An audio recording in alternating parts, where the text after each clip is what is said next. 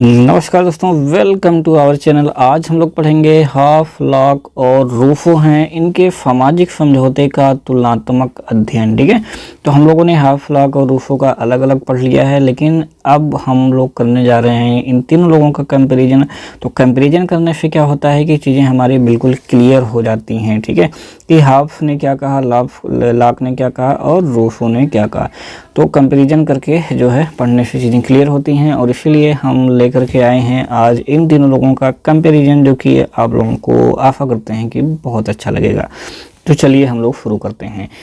तो यहाँ पर है हाफ 1588 से 1679 तक, लॉक जो कि 1632 से 1704 तक हैं, और रूफो 1712 से 1778 तक। इन सब के बारे में हम लोगों ने सेपरेट जो है अलग अलग बिल्कुल अच्छे तरीके से पढ़ लिया है। आज हम लोगों को देखना है जो इन लोगों ने सामाजिक समझौते का सिद्धांत दिया था, उनका तुलनात्मक अध्ययन। ठीक है, तो काफ़ी फेमस है इन लोगों के सामाजिक समझौता का सिद्धांत, तो उसी को हम लोग देखना है।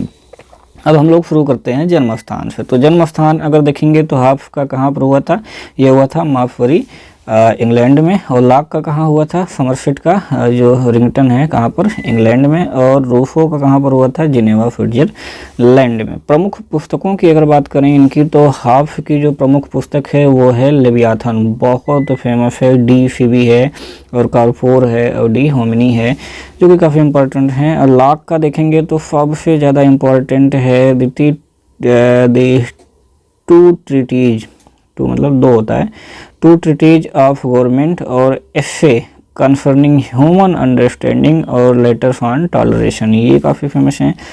और रूफो की पुस्तक अगर देखेंगे तो एक है डिस्कोर्सेज सोशल कॉन्ट्रैक्ट, जो कि बहुत फेमस है, इमाइल बहुत फेमस है, और ओरिजिन ऑफ इनइक्वालिटी, ये भी अगेन काफ़ी फेमस है।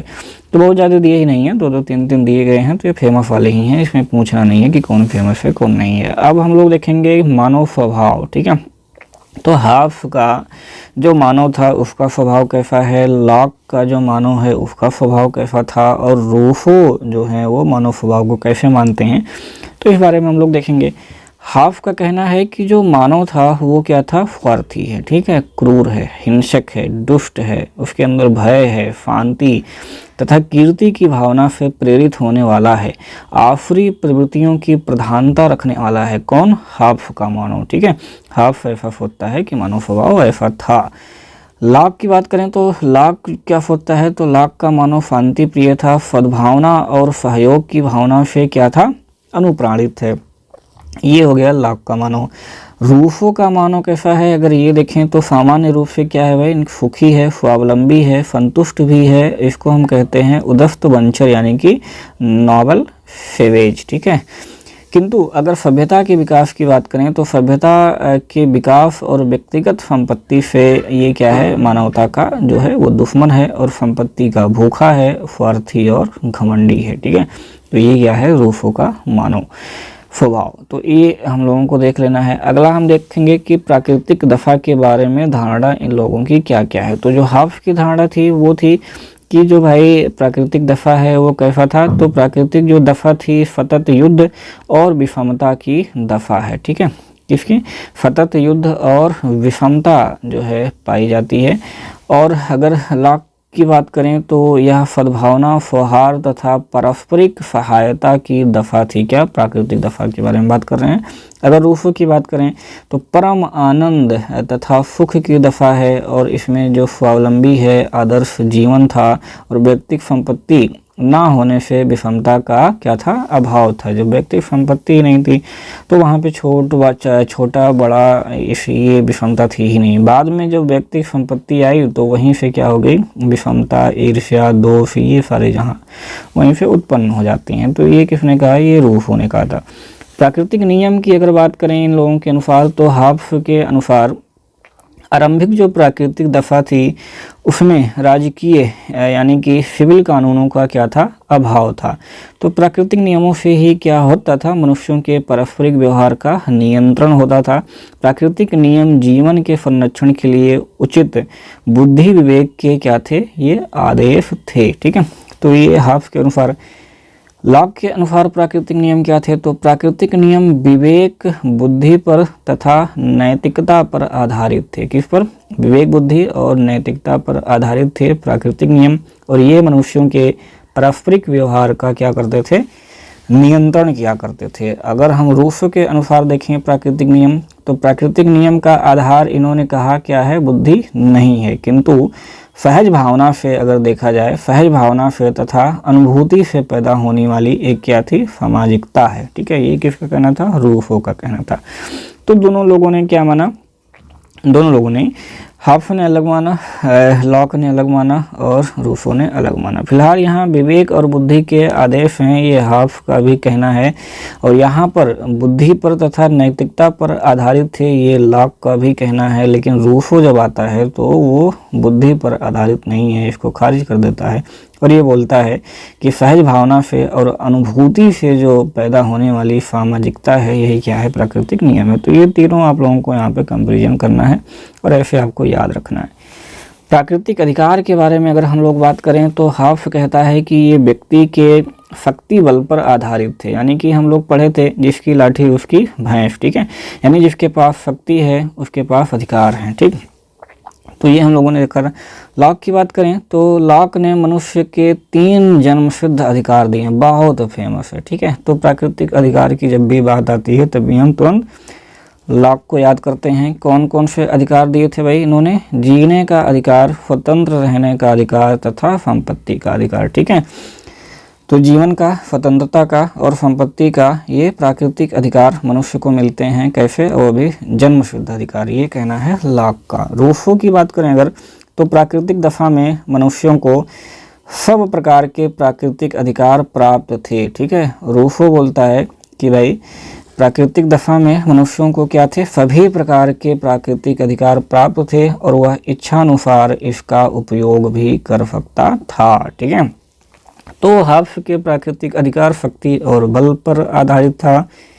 लॉक ने जन्मसिद्धि के आधार पर उन्होंने 3 प्रकार के अधिकार दिए थे, और रूसो ने क्या कहा कि भाई मनुष्यों को प्राकृतिक दशा में सभी प्रकार के प्राकृतिक अधिकार प्राप्त थे। तो ये हो गया प्राकृतिक अधिकार। अब हम लोग देखेंगे कि सामाजिक समझौते की आवश्यकता क्यों पड़ी। ठीक, चलिए, तो हॉब्स बोलता है कि सामाजिक समझौते की आवश्यकता सतत संघर्ष से उत्पन्न हुई। ठीक है, क्योंकि जो हॉब्स का मानव स्वभाव था, हम लोगों ने यहाँ पर बताया कैसा था।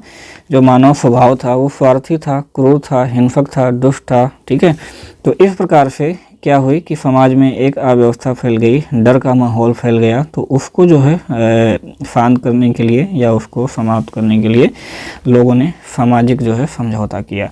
लॉक की बात करें तो प्राकृतिक नियमों की अखंडता दूर करने के लिए तथा इन्हें लागू करने के लिए सामाजिक समझौता किया गया। ठीक है, चलिए तो अब हम लोग देखेंगे लॉक ने 3 जो है अधिकार दिए थे। ठीक, प्राकृतिक नियम भी थे और इन्होंने 3 अधिकार दिया था। तो सबसे स्पेशली हम लोग देखेंगे कि संपत्ति का अधिकार, तो इन्होंने संपत्ति का अधिकार दिया था और उसी संपत्ति की रक्षा करने के लिए लोगों ने क्या किया था? यहाँ पर सामाजिक समझौता किया था।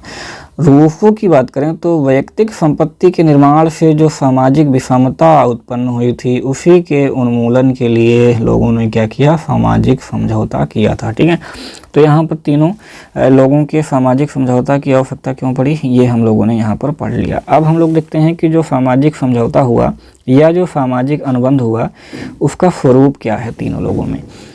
तो हॉब्स वाले में देखेंगे तो इसमें व्यक्ति क्या है? आत्मरक्षा तथा प्रत्यक्षता के अतिरिक्त सभी जो अधिकार हैं वो एक सर्वोच्च प्रभु को सौंप देता है। समझ गए? किसके? आत्मरक्षा और प्रत्यक्षता के अतिरिक्त जितने भी प्रकार के अधिकार हैं वो सभी एक सर्वोच्च प्रभु को सौंप देता है। ठीक है, और यही क्या होता है? लेवियाथन। ठीक है, तो वह समझौता केवल प्रजा के लिए है। किसके लिए? केवल प्रजा के लिए। और इसमें जो राजा की सत्ता है वो क्या है? सर्वथा निरंकुश होती है। क्या होती है? सर्वथा निरंकुश होती है। लॉक वाले में देखेंगे तो व्यक्ति एक समझौते द्वारा सब नहीं किंतु कुछ निश्चित अधिकार छोड़ते हैं। ठीक है, इसमें हॉब्स में क्या था कि सारे अधिकार सौंप दिए, लॉक में क्या था, किंतु नहीं, कुछ निश्चित अधिकार जो है छोड़ते हैं, और राज्य की जो सत्ता है वो निरंकुश नहीं है, इसमें क्या है, मर्यादित होती है। ठीक, चलिए रूफों की बात करें तो यह समझौता भाई दो प्रकार के व्यक्तियों की वैधाक्तिक या सामूहिक दफा के लिए समझौते किए जाते हैं। ठीक है, चलिए समझौते की संख्या अगर देखें तो हाफ में एक ही होता है, और इसमें रूफ लॉक वाले में देखेंगे तो दो होता है, एक ये लोग स्वयं आपस में सामाजिक समझौता करते हैं और एक जो है राज्य से करते हैं, तो एक सामाजिक समझौता बोलते हैं और एक शासकीय समझौता बोलते हैं, और रूफों वाले में भी एक ही समझौता होता है। समझौते के पक्ष की अगर बात करें कौन कौन पक्षधर है, तो प्राकृतिक अवस्था से असंतुष्ट व्यक्तियों के मध्य क्या होता है, इसमें समझौता होता है। इसमें प्राकृतिक व्यक्तियों से होता है एक, और एक क्या होता है, शासक और प्राकृतिक व्यक्तियों से, यानी कि इसमें दो पक्ष होते हैं। ठीक है, एक तो व्यक्ति आपस में ही कर लेते हैं नॉर्मल वाला, और एक जो है व्यक्ति शासक से करते हैं, दो टाइप के। ठीक है, तो इसमें एक शासक भी एक पक्षधर इसमें बन जाता है। प्राकृतिक अवस्था से असंतुष्ट व्यक्तियों में पारस्परिक रूप से जो है समझौता होता है, किसमें, रूफों वालों में। ठीक, रूफों में। अब हम लोग देखते हैं प्रभु सत्ता, तो प्रभु सत्ता किसमें निहित होती है, तो इसकी जो प्रभु सत्ता है किसकी, हाफ की, तो वह क्या है, एकदम निरंकुश है, अमर्यादित है। ठीक है, असीम है, अभिमान्य है और अवन्याक्रम है, कानून से ऊपर उठी हुई है। ठीक है, बहुत ही फेमस है ये क्वेश्चन, कई बार पूछा गया है कि हाफ का जो शासक है, राजा है, ठीक है, या प्रभु सत्ता है, वो क्या है, कानून से ऊपर है। ठीक, तो ये याद रखना है। ठीक है, न्याय तथा संपत्ति का स्रोत है, राज्य क्या है, राज्य और चर्च के ऊपर है। ठीक है, प्रभु सत्ता यानी कि राजा क्या, ठीक है, प्रभु सत्ता किसके पास होगी, जिसको इन्होंने अपना सारा अधिकार सौंप दिया है, और वो कौन होगा, राजा ही तो होगा। ठीक है, लेवियातन, तो वो क्या होगा, कानून से ऊपर है, पहली बात, राज्य और चर्च से भी ऊपर है, दूसरी बात, प्रजा को इसके विरुद्ध विद्रोह या क्रांति का अधिकार नहीं है, अगेन वेरी इंपॉर्टेंट पॉइंट। ठीक है, तो कानून से ऊपर है, राजा से भी ऊपर है, चर्च से भी ऊपर है, और यहाँ पर क्रांति का अधिकार भी नहीं दिया जाता है। ठीक है, यानी असीम निरंकुशता इसमें है। ठीक, ठीक, असीम संप्रभुता या निरंकुश संप्रभुता का नाम भी इसको दिया जाता है। लॉक वाले में देखा जाए तो भाई जो राज्य है वो पूर्ण संप्रभुता संपन्न नहीं होता है। क्यों? क्योंकि प्रत्येक व्यक्ति को हमने जीवन की स्वतंत्रता की और संपत्ति का अधिकार दे रखा है। ठीक, तो सरकार पर प्रबल अंकुश है और वह इन अधिकारों की अवहेलना बिल्कुल भी नहीं कर सकता है, क्योंकि हमने इसीलिए ही समझौता किया है और इसीलिए उसको राजा बनाया है कि ये जो हमारे अधिकार हैं इसकी वो रक्षा करेगा। अगर नहीं करेगा तो हम लोग क्या कर देंगे भाई, प्रजा, हम लोग मतलब प्रजा अधिकार की प्राप्ति के लिए क्या कर देंगे, विद्रोह कर देंगे, उसको हटा देंगे। ठीक, चलिए रूफों की बात करते हैं। तो इसमें क्या होता है भाई, जनता सामूहिक रूप से सर्वोच्च प्रभु है। कौन है? जनता ही है, इसमें कोई राजा अलग से नहीं आता है। तो सर्वोच्च जो सत्ता होती है वो क्या होती है, जनता की इच्छा में ही निहित होती है। और इसकी विशेषताएं क्या हैं, एकता, अविभाज्यता, अनन्य क्राम्यता और प्रतिनिधि के योग्य ना होना है। ठीक है, चलिए अगला हम लोग देखते हैं कि प्रभु सत्ता का स्वरूप कैसा है। ठीक है, तो हाफ वाले की जो प्रभु सत्ता है वो है वैधानिक। ठीक है, इसी को हम निरंकुश संप्रभुता भी बोलते हैं।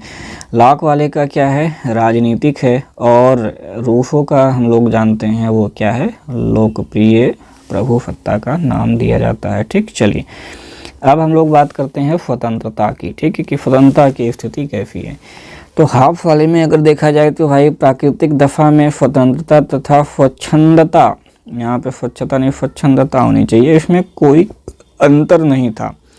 राज्य की स्थापना के बाद उसने प्रजा को स्वतंत्रता के अधिकार का उपहार दिया, वह इसे अपनी इच्छा से छीन सकता है। ठीक है, अपनी इच्छा से चाहे तो स्वतंत्रता को ये छीन भी सकता था। अब हम लोग आगे देखेंगे लॉक वाले में। तो लॉक वाले में क्या था, यह मनुष्य का जन्मसिद्ध अधिकार है। क्या? स्वतंत्रता। क्योंकि हम लोगों ने देखा था जीवन, स्वतंत्रता और संपत्ति का अधिकार लॉक ने क्या दिया था, जन्म से ही दिया था कि जैसे जन्म हुआ उसको मिल गया। और राज्य से व्यक्ति से कभी भी छीन नहीं सकता है, ये ऐसा लॉक का मानना है। वैयक्तिक स्वतंत्रता जो है वो संपूर्ण प्रभुत्व संपन्न राज्य की ओर से व्यक्तियों को दी जाने वाली क्या है भाई, भेंट है। ठीक है, तो इसमें भी व्यक्ति आपस में ही समझौता करते हैं और अपनी जो शक्तियां हैं वो एक समूह को अपने आप के ही समूह में सौंप देते हैं, तो इसमें भी कोई प्रॉब्लम नहीं होती है। अब हम लोग देखते हैं कि व्यक्ति और राज्य का संबंध, यानी राज्य के विरुद्ध क्रांति करने का अधिकार। तो हाफ वाले में देखा जाए तो व्यक्ति को सब अधिकार, ठीक है, यानी कि शांति व्यवस्था, सुशासन, ये कहाँ से प्राप्त होते हैं, राज्य से प्राप्त होते हैं। अतः उसका प्रधान कर्तव्य क्या होता है कि पूर्ण प्रभुसत्ता संपन्न निरंकुश राज्य के आदेशों का आंख मूंद कर पालन करे। तो राज्य उसके सब अधिकारों को क्या करता है, छीन भी सकता है, किंतु उसे प्राण रक्षा या गृह युद्ध के अतिरिक्त किसी अन्य भी दफा में राज्य के विरुद्ध विद्रोह या क्रांति करने का अधिकार भी नहीं देता है। ठीक है, तो ये काफ़ी इम्पोर्टेंट है। लॉक वाले में देखा जाए तो व्यक्ति क्या होता है भाई, राज्य से ऊंचा है। राज्य का जन्म व्यक्ति के अधिकारों की किसके लिए हुआ है, रक्षा के लिए हुआ है, जो कि आपको आगे बताया। राज्य यदि अपने कर्तव्यों का पालन नहीं करता है तो प्रजा को उसके विरुद्ध क्रांति करने या विद्रोह करने का पूरा अधिकार है, और चाहे तो शासक को, शासन को बदल सकता है, उसका भी पूरा अधिकार है। रूसों में देखा जाए तो राज्य से बाहर व्यक्ति का कोई स्थान यहाँ पर नहीं है। ठीक है, राज्य से बाहर व्यक्ति का कोई भी स्थान नहीं है, उसका कोई मतलब भी नहीं है, कोई औचित्य भी नहीं है। ऐसा जो है किसने कहा था, रूसों ने। तो भाई उसने समानता, स्वतंत्रता और संपत्ति के अधिकार कहाँ से प्राप्त होते हैं भाई, राज्य से ही प्राप्त होते हैं। राज्य के अधीन होता हुआ भी व्यक्ति क्या होता है, स्वाधीन और स्वतंत्र होता है। ठीक है, क्योंकि राज्य द्वारा क्या किए जाते हैं, उस पर प्रतिबंध लगाए गए जो बंधन है उसे वह स्वयं सामान्य हित की दृष्टि से अपनी वास्तविक इच्छा से क्या किए जाते हैं, वो लगाए हुए हैं। तो उसकी यह इच्छा क्या है, सर्वोच्च प्रभुत्व रखने वाली सामान्य इच्छा का ही अंग है। ठीक है, सामान्य इच्छा का ही अंग है। अतः जो स्वयं अपने ऊपर लगाए गए बंधन हैं वो व्यक्ति की स्वतंत्रता के बिल्कुल भी विरोधी नहीं है, और सामान्य इच्छा क्या है, उसी का सर्वोच्च प्रभु है। सामान्य इच्छा ही क्या होती है, उसकी सर्वोच्च प्रभु होती है।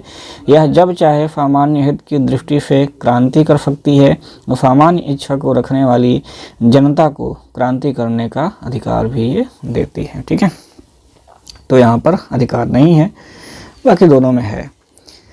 सरकार के स्वरूप का समर्थन, तो ये निरंकुश राजतंत्र का समर्थन करते हैं, ये संवैधानिक और सीमित राजतंत्र। ठीक है, तो ये सीमित वाला इम्पोर्टेंट है। ठीक है, ये और ये प्रत्यक्ष लोकतंत्र का समर्थन करते हैं, तो तीनों इम्पोर्टेंट है। विशेष क्या है इनमें, तो व्यक्तिवाद का समर्थन करता है और प्रभुत्व संबंधी दृष्टिकोण की अनुपम देन है। ये किसने कहा था, ऑस्टिन महोदय ने कहा था। रक्तहीन राज्य क्रांति यानी जो 1686 में हुआ था उसका समर्थन करता है। राज्य तथा समाज के अंतर को अस्पष्ट करता है, वेरी इंपॉर्टेंट। तो कौन करता है, तो ये लॉक करता है। ठीक है, कई बार पूछा गया है। तथा स्वीकृति तथा सरकार की व्यवस्था पर इन्होंने बल दिया। ये क्या करते हैं, प्रत्यक्ष लोकतंत्र के लिए मार्ग प्रशस्त किया, और फ्रांस की राज्य क्रांति कब हुई थी, 1789 में, उसको इन्होंने प्रोत्साहन दिया। तो ये भी जो है काफ़ी इम्पोर्टेंट है। राज्य और सरकार के बीच में अगर भेद देखें तो सरकार और राज्य में इन्होंने कोई भेद नहीं किया है। किसने, हॉब्स ने सरकार और राज्य में भेद किया है, जो कि वेरी इंपॉर्टेंट है। लॉक ने सरकार और राज्य में भेद किया है, रूसो ने, ये भी इम्पॉर्टेंट है। तो इन्होंने भेद नहीं किया, बाकी दोनों लोगों ने किया। ठीक है, किसने, हॉब्स ने नहीं किया। तो ये कंपैरिजन रहा भाई हॉब्स, लॉक और रूसो का। अगर अच्छा लगा हो वीडियो तो लाइक करिएगा।